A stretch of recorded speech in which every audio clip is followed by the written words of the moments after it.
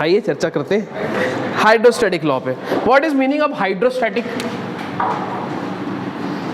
Hydrostatic law, hydrostatic law क्या होता है? Hydrostatic pressure, hydrostatic law. So hydrostatic में हम डिस्कस क्या करेंगे, ध्यान देना। हाइड्रोस्टैटिक लॉ बोलता क्या है? हाइड्रो मतलब पानी, स्टैटिक मतलब रुका हुआ। रुका हुआ पानी का जो फोर्स लगाएगा उसकी जो स्टडी है इसको हाइड्रोस्टैटिक लॉ, और कुछ भी नहीं। फिर से बोल रहा हूँ, व्हाट इज हाइड्रोस्टैटिक लॉ? सरल शब्दों में, हाइड्रो पानी, स्टैटिक रुका हुआ। रुका हुआ पानी जितना जो फोर्स लगाएगा उसका जो स्टडी है इज कॉल्ड हाइड्रोस्टैटिक लॉ। समझ में आ गया बात? रुका, हाइड्रो पानी, स्टैटिक रुका हुआ पानी जो फोर्स लगाएगा उसका जो स्टडी है इज कॉल्ड हाइड्रोस्टैटिक लॉ। ठीक है जी कि नहीं? ठीक है। तो ये हाइड्रोस्टैटिक लॉ कौन से फ्लूइड के लिए एप्लीकेबल है? कभी कभी एग्जाम पूछ लेता है, तो दोनों ही फ्लूइड के लिए एप्लीकेबल है, कंप्रेसिबल और इनकम्प्रेसिबल। इनकम्प्रेसिबल और कंप्रेसिबल में बेसिक अंतर क्या चीज का है बताओ या सम्मत? वो भी अच्छी बात है। कंप्रेसिबल फ्लूइड कंप्रेस हो सकता है, इनकम्प्रेसिबल होता है जो कंप्रेस हो, ये भी अच्छी बात है। और दूसरी चीज क्या? विस्कोसिटी। हाँ, डेंसिटी जिसका चेंज ना हो। और कुछ भूल जाते हो क्या? वाटर कैसा है? इनकम्प्रेसिबल, 1000 ही रहता है ना डेंसिटी। अरे यार कुछ भी बोलते हो। डेंसिटी कांस्टेंट किसका रहता है? इनकम्प्रेसिबल का। और डेंसिटी कांस्टेंट मतलब वेरिएबल रहता है किसका? कंप्रेसिबल का। कंप्रेसिबल में याद करने बोला था एयर, और इनकम्प्रेसिबल में किसको याद करने बोला था? पानी को। समझ रहे हो जी? मतलब ऐसा लिखा जाता है स्टैंडर्ड। अगर बोलोगे तो इनकम्प्रेसिबल ऐसा फ्लूइड होता है जिसकी जो डेंसिटी है वो 5% से कम वेरी करती है, और जिसकी डेंसिटी 5% से ज़्यादा चेंज होने लगे वो क्या हो जाता है? कंप्रेसिबल हो जाता है। आप तो ऐसा 5% 10% कुछ मत याद रखो, आप तो बस यही याद रखो जो इनकम्प्रेसिबल होगा उसकी डेंसिटी ऑलवेज क्या रहेगी? कांस्टेंट। और जो कंप्रेसिबल रहेगा उसकी डेंसिटी क्या होती रहेगी? चेंज। किसके कारण चेंज होगा यार? प्रेशर के कारण, वेलोसिटी के कारण, एल्टीट्यूड के कारण, टेम्परेचर के कारण। ठीक है जी? ठीक है। सो हाइड्रोस्टैटिक लॉ क्या चीज़ है जी? रुका हुआ पानी जितना जो प्रेशर लगाएगा उसका जो स्टडी करेंगे वही क्या कहलाता है? Hydrostatic law. इधर आइए, ये क्या चीज़ है जी? अब फैमिलियर हो गया इससे? फ्री सरफेस इसके अंदर पानी है। अब पानी है तो यहाँ पर एक फ्लूइड एलिमेंट हम ले रहे हैं, क्यूब जैसा एक फ्लूइड एलिमेंट ले रहे हैं। कौन सा फ्लूइड एलिमेंट सर? अरे मेरे भाई पानी का ही एक एलिमेंट ले रहे हैं, आइस।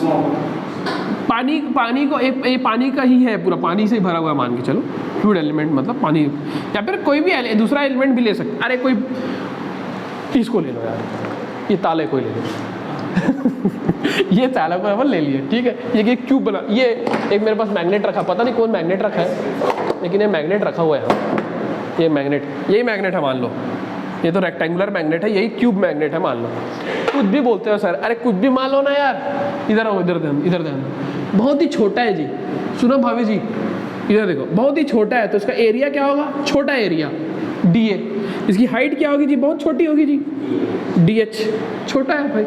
फ्री सरफेस है, इसका डिस्टेंस मान लो H, मान लो H ही लिखेंगे ज़्यादा अच्छा है। इसको Z भी बता सकता हूँ मैं, H ही लिखते हैं। इसका फ्री सरफेस का डिस्टेंस कितना है जी? H है। H कितना है जी? H। इधर कोई भी लिक्विड भरा हुआ है, पानी ले लेते हैं यार, पानी करते हैं हमेशा। पानी भरा हुआ है जी। क्या भरा हुआ है जी? पानी। अब पानी भरा हुआ है, जो भी मैग्नेट था, ताला था, जो भी था, उस पानी इस पर प्रेशर लगाएगा कि नहीं लगाएगा? कि छोड़ देगा उसको? दोस्त है बोल के लगाएगा कि लगाएगा यार? लगाएगा ना प्रेशर, इस पर प्रेशर लगाएगा। इधर से लगेगा जी प्रेशर, इधर से कि नहीं लगेगा? इधर छोड़ देगा, माफ है करके। लगेगा। इधर भी प्रेशर लगेगा, इधर भी प्रेशर लगेगा। ध्यान देना, मैं हम दोनों वाई डायरेक्शन में हम बात करेंगे, ध्यान देना। ये लग रहा है जी प्रेशर। अब ये प्रेशर लग रहा है, और प्रेशर फोर्स की अगर हम बात करें, we know that pressure equals to force upon area. So pressure force की बात करें तो pressure into area. So per unit area इसका स्मॉल एरिया ले लेते हैं, P इंटू DA। ये क्या बन गया? Pressure force. P तो प्रेशर था जी, इंटू DA, A से मल्टीप्लाई कर दिया तो क्या बन गया? Pressure force. समझ में आया भाई? ये डेरिवेशन इसका बहुत बड़ा होता है, मैं उसको शॉर्ट करके बता रहा हूँ, ध्यान देना। ये DH डिस्टेंस के बाद एक और प्रेशर लग रहा है फ्लूइड के कारण इस बॉडी पे, ध्यान देना। तो ये जो प्रेशर है इसको लिखा कैसे जाता है, ध्यान देना। P, ये टेलर एक्सपेंशन होता है, टेलर एक्सपेंशन मैथमेटिक्स में था, उससे लिखा जाता है, मैं आपको ऐसे ही बता रहा हूँ। इससे ज़्यादा होगा ये जो प्रेशर है यहाँ पर इससे ज़्यादा होगा, वो कितना ज़्यादा होगा देखना, P plus change in pressure with respect to vertical downward direction into DH। ये कहाँ से आया जी? टेलर एक्सपेंशन से आया है, फ्रॉम मैथमेटिक्स पार्ट है जो उसका एक्सपेंशन हुआ है। P प्लस चेंज, यहाँ पर जो प्रेशर लग रहा है इससे ज़्यादा होगा, P plus change in pressure with respect to vertical downward direction into DH। ये समझना भी नहीं है, कौन बोला समझ में? मैथमेटिकल एक्सप्रेशन है भाई ये। कौन सा एक्सपेंशन आप बोल रहे हो? Taylor expansion, Taylor expansion. ये मैथमेटिक्स M2 या M3 में था, तो अपने को समझना नहीं अपना। ये क्वांटिटी जो बड़ी वाली क्वांटिटी है उसको इस तरीके से लिखा जाता है dP upon DH into DH। ध्यान देना। अब सुनो मेरी बात, ये तो प्रेशर हो गया जी। यहाँ पर प्रेशर P है, डाउनवर्ड डायरेक्शन में जो प्रेशर है जो टेलर एक्सपेंशन से आया वो कैसे है आप लोग समझना भी नहीं है। ये जो प्रेशर ये हो गया, तो ये प्रेशर था इंटू एरिया से मल्टीप्लाई किया तो फोर्स बन गया। ये प्रेशर इंटू एरिया से मल्टीप्लाई करोगे तो क्या बन जाएगा? फोर्स बन जाएगा। Pressure into area, pressure into area. अब ध्यान देना, ये जो एलिमेंट है उसका एक वेट होगा। वेट ऑलवेज किधर लगता है जी? डाउनवर्ड डायरेक्शन में। और ऑलवेज कहाँ पर एक्ट करता है? सेंटर ऑफ ग्रेविटी पे। ऐसे ही हम सेंटर ऑफ प्रेशर देखेंगे और सेंटर ऑफ बॉयंसी देखेंगे, समझे? सेंटर ऑफ ग्रेविटी जहाँ पर वेट एक्ट करता है, total weight of the body. Centre of buoyancy जहाँ पर बॉयंसी फोर्स एक्ट करता है। सेंटर ऑफ प्रेशर जहाँ पर टोटल हाइड्रोस्टैटिक फोर्स एक्ट करता है। धीरे धीरे समझेंगे, ठीक है? ये हो गया। अब ध्यान दो, अगर ये बॉडी अगर इक्विलिब्रियम में है उस फ्लूइड में, अगर ये फ्लूइड एलिमेंट इक्विलिब्रियम कंडीशन में है, तो इक्विलिब्रियम कंडीशन क्या बोलता है जी? Summation of Fy equals to 0। अगर बॉडी किस में होगा? इक्विलिब्रियम में होगा, तो है ना? वाई डायरेक्शन में फोर्स की बात करें तो वाई डायरेक्शन में लगने वाला फोर्स इक्वल्स टू क्या आ जाएगा? 0। सो जो डाउनवर्ड जा रहा है उसको एक तरफ लिख लो। So P into DA plus W weight है इज इक्वल्स टू, ये ऊपर जा रहा माइनस होगा ना, माइनस इज इक्वल्स टू 0। तो मैं डायरेक्ट इक्वल्स टू माइनस को उधर भेज देता हूँ। सुनो, समझते हो कि नहीं बात को यार? अरे माइनस इज इक्वल्स टू 0 लिखूंगा, उससे अच्छा इसको इधर लिख देता हूँ। P plus change in pressure with respect to vertical downward direction into DH into DA। इसको थोड़ा सिंप्लीफाई करते हैं। P इंटू DA, वेट क्या होता है जी? Weight mg, mass into gravitational acceleration. और मास को क्या लिख सकते हैं? We know that density is equals to mass by volume. So mass को क्या लिख सकते हैं? Density into volume. और वॉल्यूम को क्या लिख सकते हैं? Area into length. अरे हाँ, क्या हाइट मतलब? अरे हाँ ना। सो वेट को हम डायरेक्ट में लिख सकते हो, rho DA into DH is equals to P plus DP। इसको थोड़ा एक्सपांड कर देते हैं। P इंटू DA कर दूँ जी, DA plus DP upon DH into DH into DA। ध्यान देते रहना, ये घर गया। G कहाँ? G भी रहेगा। हाँ हाँ, जी जी जी जी, जी भी तो रहेगा, जी भी रहेगा ना। हाँ, वेट इज टू mg, जी भी तो आएगा। आओ इधर देखते हैं, इधर। अब क्या बचा यहाँ पर देखो, rho DA DH into g is equal to DP upon DH into DA। DA घर गया, DH भी घर गया। सो ध्यान देना, DP upon DH is equal to rho GH। सुनना, हाँ, स्टेटमेंट आ रहा है हाइड्रोस्टैटिक लॉ का। थियोरेटिकली आपको एग्जाम में पूछता है, ध्यान देना। इस बॉडी पे जो प्रेशर है वो वेरी करेगा किसके रिस्पेक्ट में? वर्टिकल डाउनवर्ड डायरेक्शन में। ये क्वांटिटी बोल रहा हूँ। चेंज इन प्रेशर इस पे विद रिस्पेक्ट टू डिफरेंशिएशन यही बताता है ना, किसी एक के रिस्पेक्ट में वेरिएशन बताता है। तो चेंज इन प्रेशर इस बॉडी पे with respect to vertical downward direction किसके इक्वल होता है यार? ये क्या है रोजी? मतलब हाँ, यही एग्जाम में पूछता है। ये स्टेटमेंट पूछा गया थ्योरी के फॉर्म में। Change in pressure with respect to height नहीं बोलते इसको, विद रिस्पेक्ट टू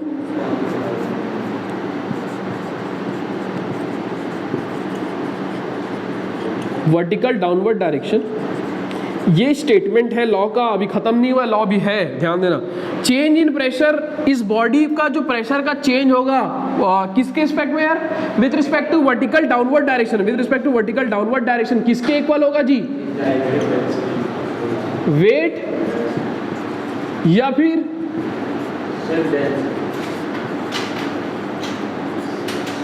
इसी को क्या बोलते हैं यार, एग्जाम में यही आ गया है। अभी इसको भी खत्म कहाँ हुआ है, सुनो, अभी हाइड्रोस्टैटिक लॉ खत्म नहीं हुआ है। अभी हाइड्रोस्टैटिक लॉ का एक स्टेटमेंट आया है, क्या बोल रहा है भाई, सुनो, प्रेशर का चेंज होगा किसी बॉडी में with respect to vertical downward direction, किसके इक्वल होगा जी, वेट डेंसिटी या फिर स्पेसिफिक वेट। धीरे धीरे जो कंफ्यूजन है वेट डेंसिटी या फिर स्पेसिफिक वेट या स्पेसिफिक ग्रेविटी में धीरे धीरे दूर होगा यार। शुरू शुरू में परेशान करता है, इधर उधर मिक्स हो जा रहा होगा, मिक्स हो जा रहा है शर्मा जी, मिक्स हो जा रहा होगा ना, क्या वेट डेंसिटी क्या स्पेसिफिक ग्रेविटी, धीरे धीरे फिल्टर आउट होता है, समझ रहे हो, धीरे धीरे। इधर आओ, अभी कहानी चालू हुई है, एक उसका पहलू आया है, अभी इस पे और चर्चा करेंगे।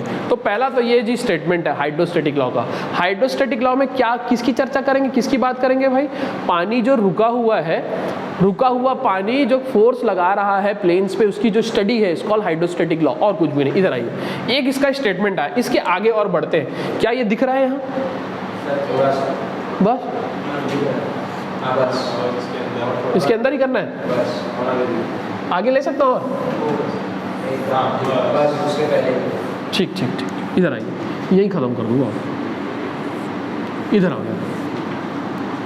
सुनना भाई, अभी तो मेन कहानी अभी चालू होगी। इधर देखो, dp is equals to rho g into d h, ध्यान दो, इसको जब मैं इंटीग्रेट करूंगा तो क्या हो जाएगा, ये डिफरेंशिएशन में तो क्या हो जाएगा, p is equals to rho g h plus constant after integration. सुनना, अभी सुनते रहना बस आप दोस्तों। अब ये कांस्टेंट की वैल्यू निकालनी है यार, P is equals to rho g h plus C आ गया, ध्यान देना, डिफरेंशिएशन से वो नॉर्मल में आ गया यार, ये डिफरेंशिएशन में था ना। चलो इधर, अब ये कांस्टेंट की वैल्यू निकालना है। कांस्टेंट की वैल्यू निकालने के लिए आपको क्या लगाना पड़ेगा, क्या निकालना पड़ता है, बाउंड्री कंडीशन। सुनते रहना बस आप तो, अभी सुनो, ये H जो है वो जो फ्लूइड एलिमेंट आपके पास था, फ्लूइड में जो एलिमेंट था या फिर फ्लूइड का जो एलिमेंट था उसका डिस्टेंस बता रहा था। ये H कहाँ से बता रहा था जी, फ्रॉम, सही बात है जी। अब सुनना मेरी बात, ये H यहाँ से बता रहा था, H अगर 0 हो जाए तुम कहाँ पर पहुँच जाओगे जी, एट पहुँचोगे जी। अगर H 0 हो जाएगा तुम कहाँ पहुँच जाओगे, फ्री सरफेस पे, और फ्री सरफेस पे जो प्रेशर होगा वो कौन सा प्रेशर होगा जी, फ्री एटमॉस्फेरिक प्रेशर। अरे भाई तुम H यहाँ पर हो, अभी H को अगर 0 कर दिया तुम फ्री सरफेस पे पहुँच गया। फ्री सरफेस पे जो प्रेशर, कौन सा प्रेशर है जी, ऑलवेज फ्री सरफेस पे जो प्रेशर लगेगा कौन सा प्रेशर लगेगा, एटमॉस्फेरिक। तो ध्यान देना, at H is equal to 0, P को क्या बोलूंगा, इस P को यार, सही बोल पाऊंगा जी, यानी कि H इज इक्वल टू 0, तो ये तो 0 हो गया। इस इक्वेशन में अगर मैं बाउंड्री कंडीशन लगाऊं तो H तो 0 हो गया जी, एट H इक्वल टू 0, ये पूरा 0 हो गया। और P की जगह क्या आ गया जी, तो कांस्टेंट की वैल्यू क्या आई, so P is equal to rho g h plus constant की वैल्यू क्या आ गई,